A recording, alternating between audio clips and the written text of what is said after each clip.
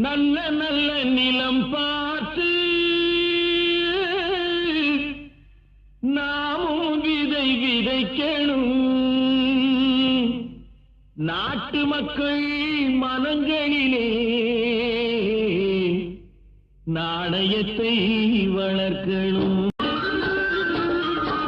பார்முழுதும் மனிதகுல பண்புதனை விதைத்து பாமரர்கள் நெஞ்சத்திலே பகுத்தறிவை வளர்த்து போர் முறையை கொண்டவர்க்கு நேர்முறையை விதைத்து சீர்வளர தினமும் வேகமதை வளர்த்து பெற்ற திருநாட்டினிலே பற்றுதனை விதைக்கணும்.